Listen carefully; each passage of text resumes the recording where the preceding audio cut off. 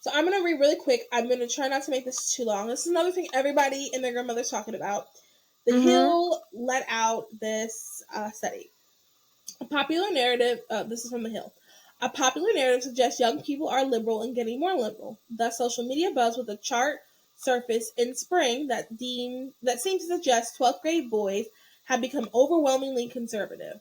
As with many Reddit posts and viral tweets, the truth was more complicated.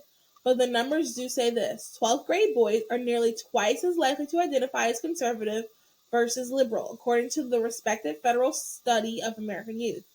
In annual surveys over the last 3 years, roughly 1/4 of high school seniors self-identified as conservative or, quote, very conservative on the Monitoring the Future survey, a scholarly endeavor that dates back to the 1970s. Only 13% of those boys identified as liberal or very liberal in those years. The figures represent a striking shift in the political view of boys as recently as the late 2000s. Liberal boys occasionally outnumber conservatives. Back in the Carter area, both boys and girls lean liberal. Nowadays, it's girls who are drifting to the left. The share of 12th grade girls who identify as liberal rose from 19% in 2012 to 30% in 2022.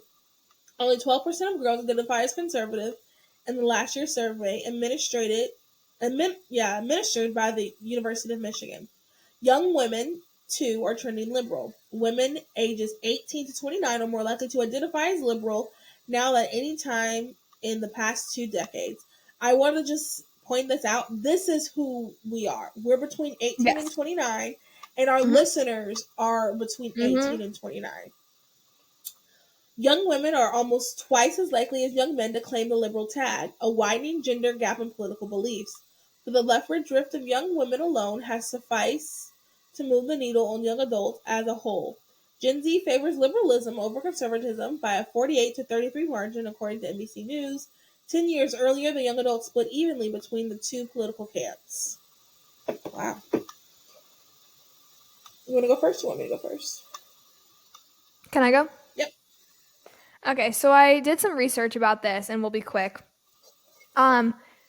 I think obviously in order for the right to become more appealing and more attractive to young women, we need to think about what are young women in need of and why are they going to the left for it rather than the right. So obviously we can all attest to this. Young women are feeling overwhelmed. We lack self-esteem. We feel directionless. We worry about finding love, and we struggle in friendships. Those are just some things that I pulled from the internet and also kind of threw my own life into there. And yeah, so those are things that I think pretty much all of us listening can relate to. Why are women going to the left to solve these problems rather than the right? And my bigger question is, what is the right offering? Because the left is offering answers. For example, the left is saying, oh, you lack self-esteem, either don't put in effort or spend your money on whatever makes you happy because self-care is best care, right? They're saying, oh, you feel, worried about finding love from a man, put out. Then you'll find some love from a man. You feel like you're struggling with direction, climb the corporate ladder. That'll give you direction. So you struggle with friendships, you don't need anybody that doesn't uplift you. Cut them out, cut them off. What are the conservatives' responses to these, if anything? I think we really have to get to the core of this issue, which is that young women are not identifying as Christian.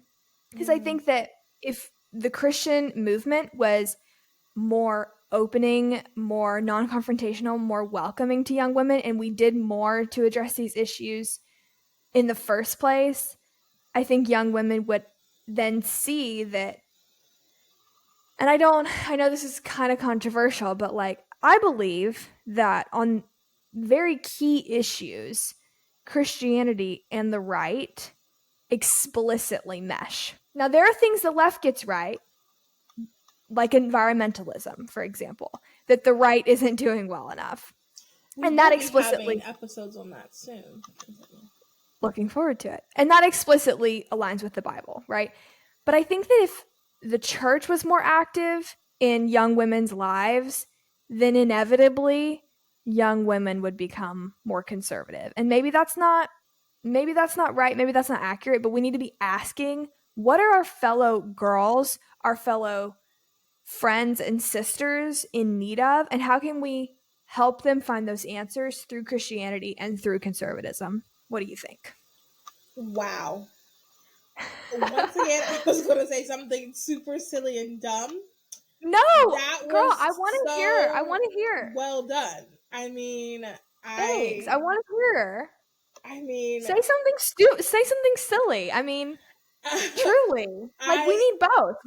Like, young women don't want to hear me intellectually talk about, like, philosophy and statistics. They want to hear also, like, you make a joke. Well, what I was That's how we're going to solve this. Is those 5 things you talked about. I'm really glad you researched that and looked that up, because I think that should be kind of the market, or like some kind of our target of what we do, because what I really do want to do is, I don't want to, I mean, I've talked about it on my Instagram way too much, and I'm getting burnt out myself about the right, we're not doing this right, we're not doing that right, we're not doing that. And we gotta have some solutions. Like, after a while, everybody that's talking about this, way to go, men! Huzzah, men! But no one's really saying, okay, wait, can we address what's going on with the women?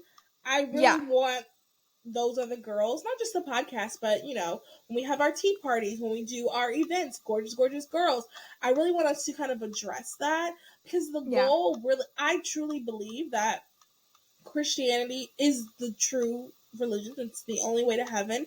And like you said, I truly believe that if you are a Christian and you're following Christian values, your values will align most to conservatism. Not every single thing will be conservative. And, if you identify as a liberal, I'm not saying you're not a Christian. I'm just saying if you are a Christian, your values will align most with conservatism. And because of that, I think we'll see a better, healthier society. And I think we do have the answers for this. I think I think what you said about French, I want to address that really quick. That is something that I have had to learn with age and to work on with, if your friend calls you out on something, you don't cut them off right away. Sure, you can be upset with them. Like, if I posted a picture that was, like, incredibly inappropriate, and you texted me and you were like, Mal, this is kind of inappropriate, why would you post that? Sure, I might not respond right away. Maybe you might have your moment, stomp your foot. Right, maybe I'll curse your name in the air at that time. But I'm very grateful to have a friend, to have someone in my life who will call me out. Like, that's how you build a deeper friendship. My friends that call me out on things, my friends that I can talk to and be open and honest with, those are the ones those are going to be the deeper friendships that you have. And then, even I can even talk about the sleeping around thing. Like, we all want love. As a single girl who's almost 30, I would love to have love. I have every guy I've ever dated, I legitimately was like, oh, this is my husband, of course. I get that. Like, I get that. And I'm sure 99.9% of other girls, no matter what these girls are telling you, you see all the girls on that line, I've slept with 30 plus guys, I slept with 100 guys. I'm sorry, that's not, sure, they might have, but that's not the average girl, and they're just talking because they need OnlyFans. They need their OnlyFans to go up. That's not here. That's another conversation. But my point is, like, we all are wanting that, and, like, the solution is not to sleep with a bunch of guys. Yeah. The solution we can offer is to wait for that one guy that you were supposed to be with and sleep with them during marriage. Doesn't get the instant gratification, but I can promise you, there's been so many times where, like, guys, not so many times, but like 2 times, where a guy has really wanted to sleep with me, and I know I'm not doing that. That's not what I want to do. And I look back and I'm like, whew, dodged a bullet there. This guy is crazy. I know. So many times. I'm saying so many times. It's been twice. But the point is, the amount of times you think about it that happens. you are not going to regret not sleeping with someone. You'll never regret not sleeping with someone. You can regret Yes. sleeping with them, but you'll never Writing that regret not down. sleeping with someone. That was good, yeah. But yeah, so we have the answer to these, and I'm so glad you looked that up because I really want to dive into them, in a series even or something. Like this is good, and we can change this. I don't think And then there was the people the past 2 days. Well, fellows, it looks like we're going to have to go out of the country to get our women. Okay, sure, that's fine. Whatever, do what you want to do. Please. Please. And then someone posted all the pictures of the men from a 90 Day Fiance, and it's like, yikes, I would not do that. So there's that response, or the response is, okay, what is the problem? Okay, how do we solve this problem? Let's see how we do it. Let's see how do we fix this. Girls are feeling left out of conversations, and I think that another thing, I guess last thing I'll say on this is, I think that something that we have forgotten is men and women are not the same. We remember that all the time. Men and women are not the same. But that also means that men and women emotionally are different. We care, we're empathetic. I'm not saying men aren't, but statistically we care, we're more empathetic. We see how this commentator is treating someone, and we don't really want to listen to them anymore. The more you hear that, you're like, oh, I don't want to listen to that. You see that. Yes. Now, we have a very strict conscience, internal compass. Yes. And it's nature and it's nurturing. There's nothing wrong with that. I want to quote really quick this quote that I think is really important, and I think it's truly what, when it comes to like how women are. I can hold both emotions and logic in my argument at the same time. And know that I'm so sorry. Okay, let me. I can cut this. Okay.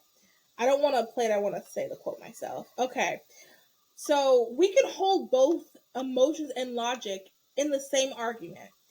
It doesn't make us weaker. It makes us stronger. Barbie 2023. Yes.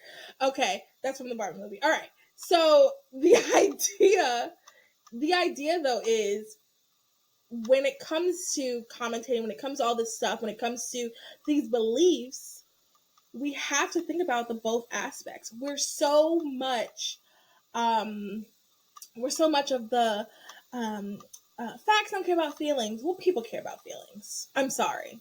And I'm gonna say it. Yeah. There's commentators I have blocked on Twitter. I do not support and like, because I don't like how they talk about fat people. I don't like how they talk about people who they disagree with. I don't like that attitude. And if I'm doing that and I'm on their side, because we probably agree on a good chunk of other things. We probably vote similarly. We probably do that test, and we're probably both pretty far right, Christian conservative. But I don't like that, so I'm not going to listen. If I'm doing that and I'm on their side, people who we would want to come to our side, or even people who, here's another thing I think sometimes people forget, not everybody is super into politics. Some people are just kind of casual listeners, casual participants, really, of politics. And I think we kind of leave those people out, and they're watching us. They're watching how people interact, and they're never going to listen to what we have to say if we're going to treat people like that. So I just want anybody, in conclusion, I want everyone listening to remember and know that, like, we value you, listener, and we want to do things to continue to create this community. We want to continue to create a community where we can have these discussions. If you don't consider yourself conservative because you feel, if you listen to all those things, you kind of like what the left says on those things, and you feel like the right doesn't have a solution, stay a little bit longer. We want to offer you that solution, and we want to encourage you to listen to more, to get some more information. I really don't want, I just keep seeing such negative, like, yeah, girls, these girls are just, and it's like, well, then let's come up with a solution. Because obviously, I know what you're talking about. It's not just people saying like these girls. It's people saying like these liberal girls, And like the word liberal is not a cuss word, okay? Right. It's not a slur. It is a normal adjective. Like that's not, young women want to feel comfortable and safe. I want to feel safe. I do not want to worry about being on the other side of your wrath because we disagree on this one thing. Yeah. I am not going to listen to you on anything if I don't feel safe. That's why I made my pro-life conversion, was because the space I was in, I felt safe to do so. These other conservative spaces are not safe and they are not effective. Mic drop. And you're safe here. You are safe here. Even if you disagree with us, we will try to convert you. No, I'm just joking. Even if you disagree with us, you are safe here. And I want to hear what you have to say. And I want to be able to have a dialogue so we can figure this thing out. No matter what side of the aisle you're on, you realize this country is getting really messed up worse than it was before. Maybe not worse than it was before, but we're messing up. And worse than it was in our lifetime. The divide getting this big, especially between gender, is not a good thing. This is not a good thing. This is not going to end well if something doesn't change. The divide, even amongst race, is not getting better if we do not make some changes. Among incomes. Oh my goodness, among incomes. The middle class is almost non-existent right now. Yeah. The divide getting worse is not good. So we have to come and we have to talk and we have to do something about it. We have to come up with a solution. And you are more than welcome to talk with us for that solution. We will always give you our opinion that is backed Christian and conservative. We're always going to give you that opinion through the podcast. And, you know, our goal is to get you to think and come up with an idea yourself. Ideally, I would prefer that to be Christian and conservative. But if that's not the conclusion you come to right away, that's okay too. Thank you for listening. Yep. Thank you guys for listening to this episode. If you enjoyed it, please make sure you rate, review, and subscribe on Apple Podcasts. Follow and write in the whatever question we'll do. I'm so tired. Whatever question it is, answer it. Whatever. It's past 11 p.m. Oh my gosh. Yeah. Whatever. Yes or no. Tell me yes or no. Whatever. by the time you see it, answer it. Answer questions on YouTube. Respond and interact. However, respond on the app. We're having good, interesting conversations on the app. I think that's it. Join the Patreon. We have a free for all coming out yesterday by the time you hear this, so yes. Tune into that. And Wednesday, after you hear this, my review of Zoe 102 will be out. I already recorded it. I just haven't uploaded it, so I'm going to do that this weekend. Zoe 102. I watched it. I gave you guys a little review. You'll have to hear how I felt about it. That'll be on Oops Spoilers, which is available on YouTube and only on Spotify. So YouTube and Spotify. Oh yeah, you're not a Spotify girly. Awkward.